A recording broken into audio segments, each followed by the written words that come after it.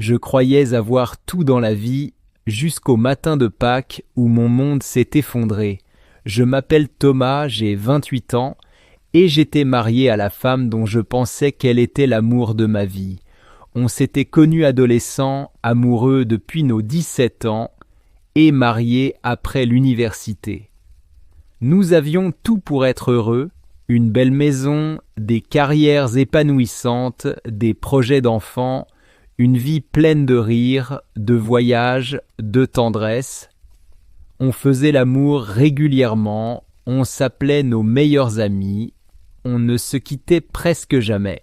C'était le genre de relation dont rêvent les autres, jusqu'à ce dimanche matin de Pâques.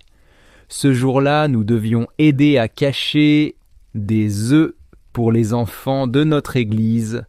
Rien ne laissait présager que tout allait basculer. Elle riait, prenait des photos avec son téléphone, on buvait du café avec les membres de la paroisse, puis on est rentré à la maison. Elle est montée se coucher et moi j'ai voulu lire les dernières nouvelles du championnat universitaire sur sa tablette. Et c'est là que tout a commencé. En lisant, j'ai vu défiler une série de photos, comme synchronisées automatiquement depuis son téléphone. D'abord les photos de l'église, puis d'autres, des fragments, des images trop intimes, des choses qui n'auraient jamais dû exister. Mon cœur s'est mis à battre violemment. J'ai eu un pressentiment, une peur viscérale. J'ai monté les escaliers, j'ai pris son téléphone pendant qu'elle dormait, et j'ai vu que le code avait été changé. Ce détail, ce seul détail, m'a détruit. Elle n'avait jamais rien eu à cacher. Plus tard, dans la salle de bain, j'ai entré le code que je l'avais vu taper. Et là, j'ai trouvé ce que je redoutais, des photos explicites, des messages, des vidéos, avec un autre homme. Leur liaison durait depuis des mois. Ils s'échangeaient des « je t'aime », se voyaient en cachette, pendant que moi je planifiais de devenir père avec elle. Je suis tombé à genoux. J'ai vomi. J'ai pleuré comme un enfant. Je ne savais plus qui j'étais, où j'étais, ce que valait ma vie. Mon monde venait de s'effondrer en un instant.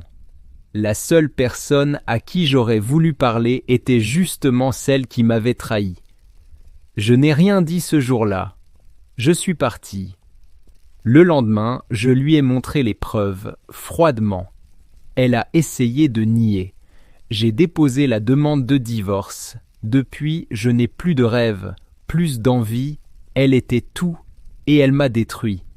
Ma femme rentrait généralement quelques heures plus tôt que moi du travail. Ce jour-là, je me suis garé un peu plus bas dans la rue de son école pour voir où elle allait après le boulot. J'avais en tête, d'après ce que j'avais découvert, qu'elle se rendrait probablement chez son amant pour un petit moment d'intimité après sa journée. Mais non, elle est rentrée directement à la maison sans se douter une seconde que je la suivais.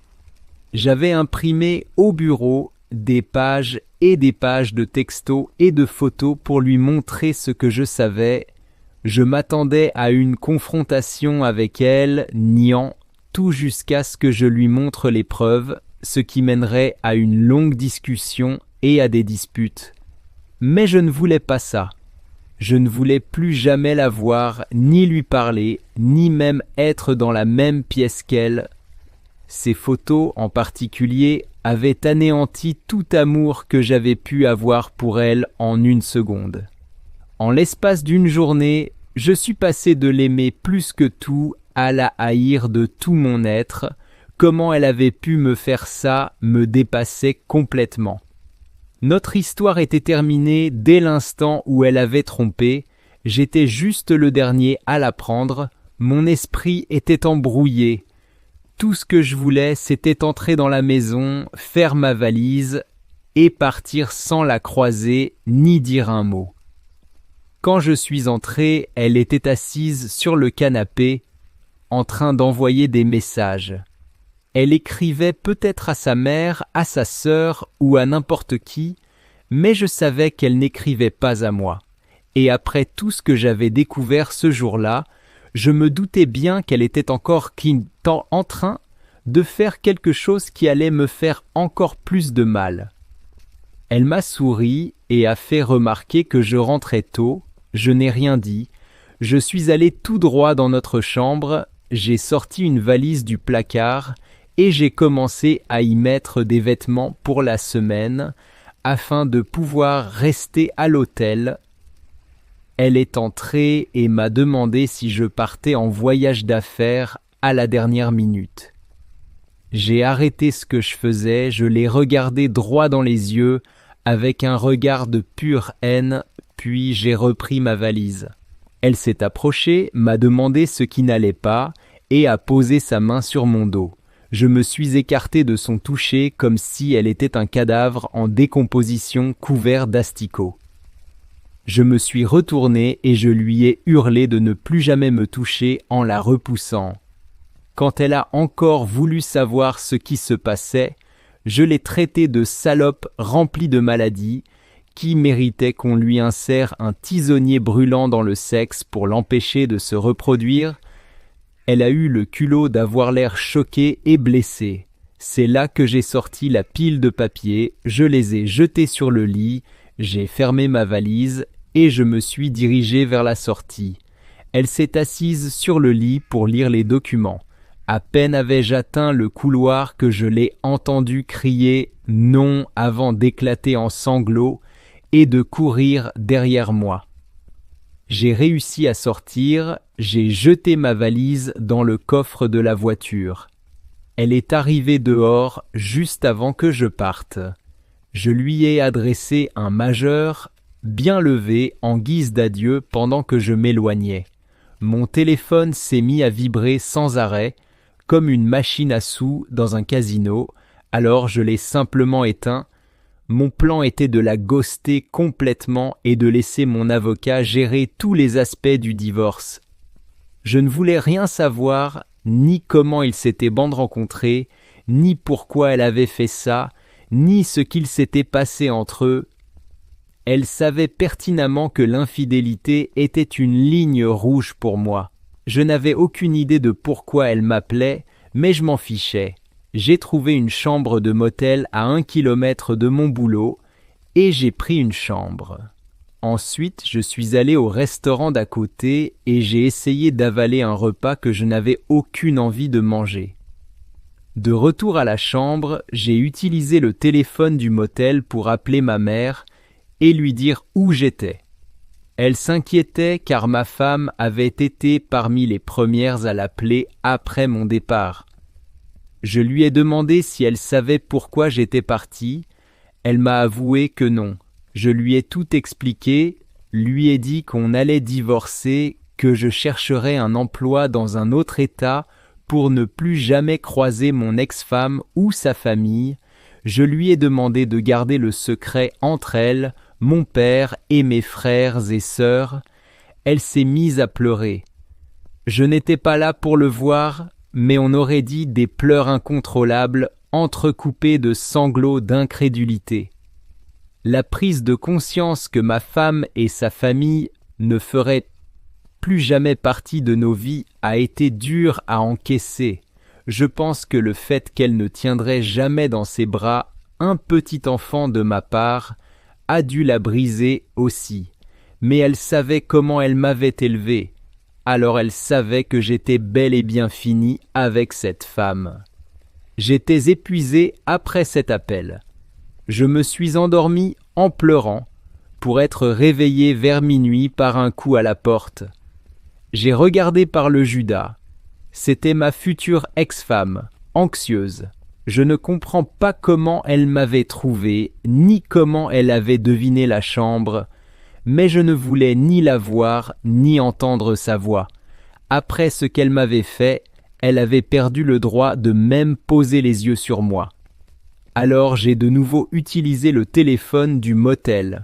Mais cette fois, j'ai appelé la police locale. J'ai expliqué la situation en ligne pendant qu'ils envoyaient 2 agents. Je les ai regardés retirer ma femme de devant ma porte et l'emmener vers la voiture de patrouille. Un des officiers a ensuite frappé à ma porte. Je l'ai laissé entrer. Il m'a assuré qu'il ne la laisserait pas revenir et m'a demandé ce que je voulais faire. J'ai expliqué que je voulais qu'elle me laisse tranquille et que je ne voulais plus jamais avoir de contact avec elle.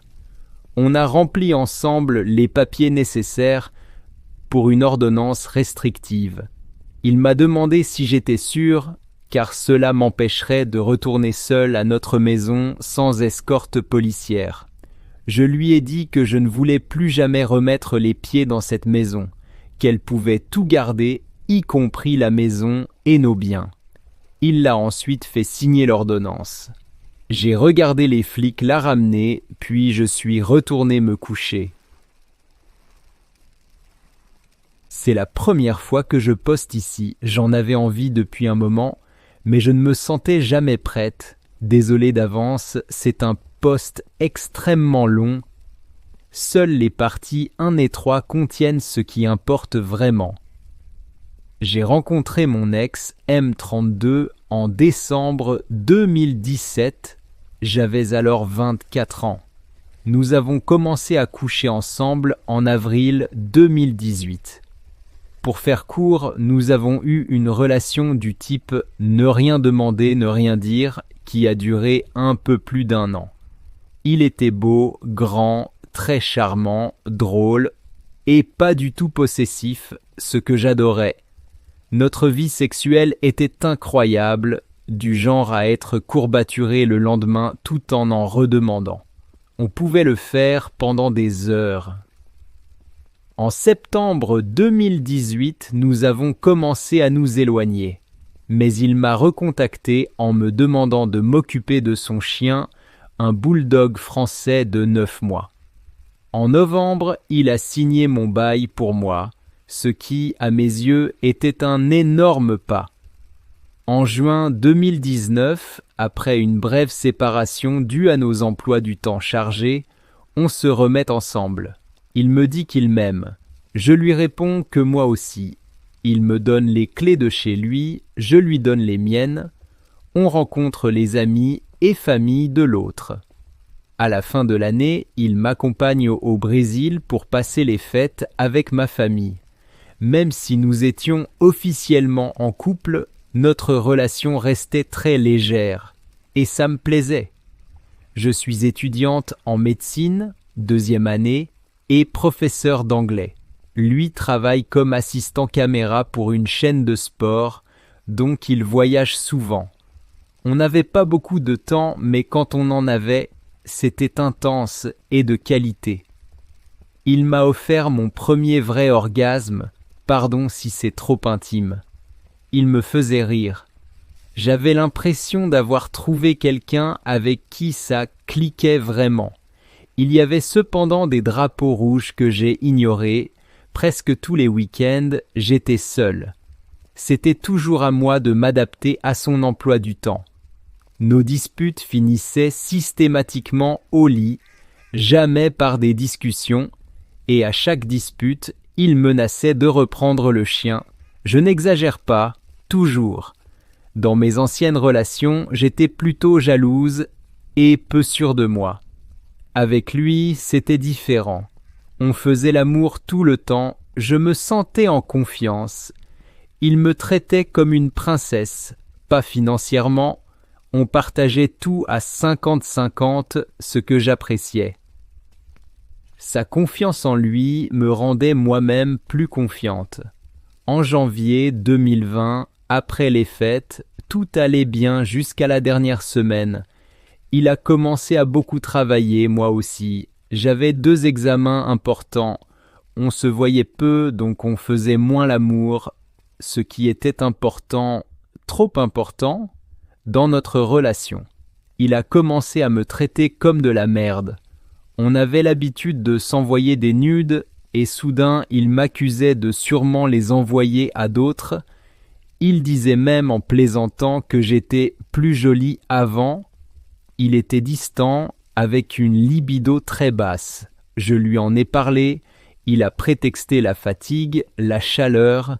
J'ai choisi de le croire Mais comme ça ne s'arrangeait pas, je lui ai reparlé. Même excuse, j'étais frustré sexuellement et triste, mais j'ai encore essayé de comprendre. Le 24 février, j'ai demandé à utiliser son téléphone pour envoyer un message à une amie. Je supprime mes réseaux pendant mes examens. Avant de me le tendre, il supprime et bloque une discussion sous mes yeux. J'ai vu la photo et le prénom de la fille. Je lui demande pourquoi, il hurle « T'es folle ! Pourquoi tu regardes mon téléphone ?» J'étais sous le choc. Il ne m'avait jamais parlé comme ça. Je me suis tu. J'ai décidé de tout ignorer jusqu'à la fin de mes examens, mais au fond, j'étais brisé. En mars, les choses n'allaient toujours pas mieux. Le 7, il revient d'un voyage et je lui parle. Je lui dis qu'on doit se séparer. Il refuse. Il me dit qu'on est juste stressé, qu'il m'aime, qu'on peut s'en sortir. J'étais surprise et soulagée. J'ai accepté d'essayer encore. Mais il y avait toujours quelque chose qui clochait. Et c'est là que je deviens folle, oui, vous pouvez me juger. Je cherche cette fille sur Instagram, je décide de lui écrire. Je trouve son profil et ça me rassure. Elle est petite, un peu ronde, carrée, pas super moche, mais très différente de ceux qu'il aime.